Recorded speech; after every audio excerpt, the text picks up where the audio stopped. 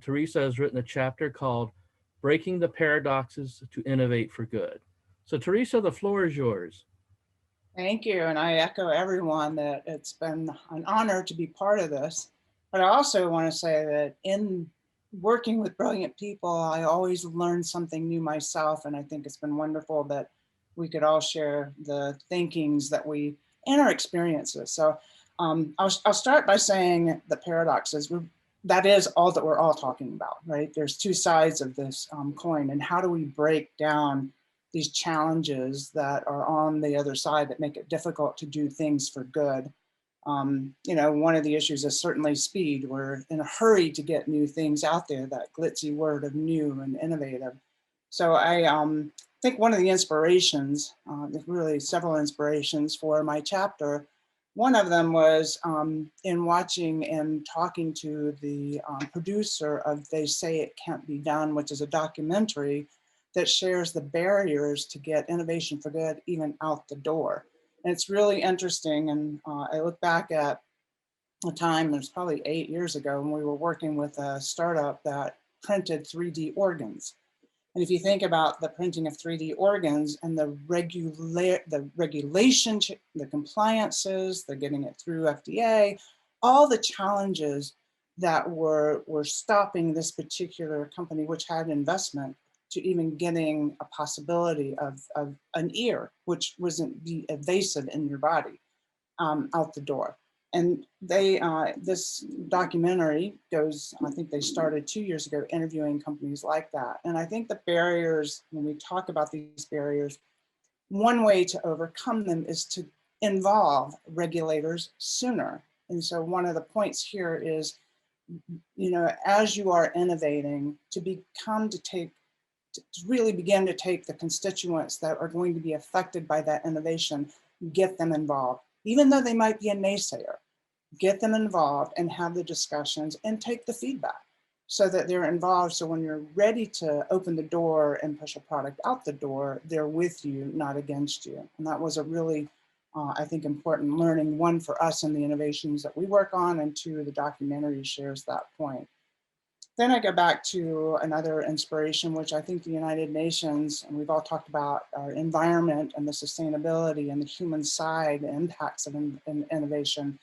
United Nations has their SDG, which is the Sustainable Development Goals, and their ESG, which is all about the environment sustainability, which is becoming critical to activist investors.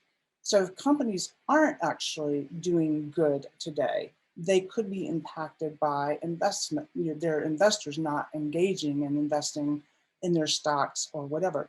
So I think that the way that the United Nations has encouraged and actually enabled companies to get involved and partners to get involved to promote this value-based, purpose-driven initiative is very important. And it's been inspiring to kind of watch how it's taken shape. Not that it's easy, but it's a necessity, and it's important to, I think many of you brought up the young investors and younger employees that want to have that triple bottom line, want the focus on people and humanity in our environment. So that's been an inspiration. And I talk about some strategies and things that in this chapter on how we could take the lessons of how the United Nations has done this, or the lessons of the documentary, and bring them out to people to make it easy to actually take steps. One of those steps I thought was very interesting that came out of my interview with Patrick Resinover, who was the producer of the documentary, is, and I so believe this, that we need more human Imagineers.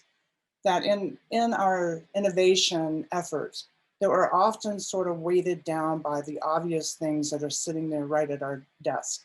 Not that those aren't good, but that if we had identified one or two employees on the team that could be the Imagineers that look at the big challenges of the world and how the companies that they work for might be able to tackle those challenges, that in turn would line up for more opportunities to greater innovation that solves problems and are innovating for good.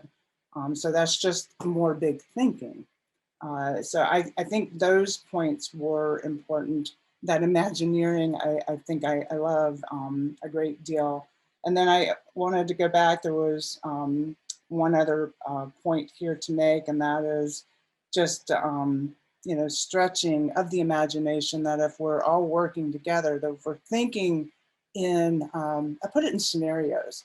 You can stretch the imagination, but we often don't scenario, as if this is a word, scenariotize what's the dark side. And so the what ifs of the good we talk about, but what ifs of the bad we sometimes forget. And so I believe that's my final point, that if we aren't talking both sides of that table, and if we take my technology background, we always knew hacking was possible. Why weren't we tackling this ahead of developing software versus the behind the scenes after it was already out the door? We really need to be thinking of that backside of the coin, not just the front side of the glitzy, beautiful new thing. So those are the points that I make in my chapter, and I felt were really important. Very good. Well, thank you so much, Teresa. I really appreciated a couple of great points you have made. One you just made in the very beginning was that in pursuing a new innovation, it's so important to bring in all of the stakeholders up front and get them involved and get their perspectives and let them be a part of it. I also think this ties into humanizing the process as well. But let them be a part of it, and so we get their voice into it in the beginning, and we can get their buy-in and their support. It's going to make the overall process so much better. I think that's very important. And then some of the other things you talked about, Imagineering, to me that's so important because there's a vein of discussion in the innovation world today that so much of the innovation in the last even 20 years has been so incremental. Not all of it, but a vast majority. We're not putting a man on the moon anymore. We're not, there's not that many people with a big grand vision. There's a few like an Elon Musk, let's put a place on Mars. And but I would argue that we probably need more grand vision thinking like I that. agree. So I really appreciate those points you brought out, and I think that's so important in the context of this whole book, The Other Side of Growth. So thank you again so much, Teresa.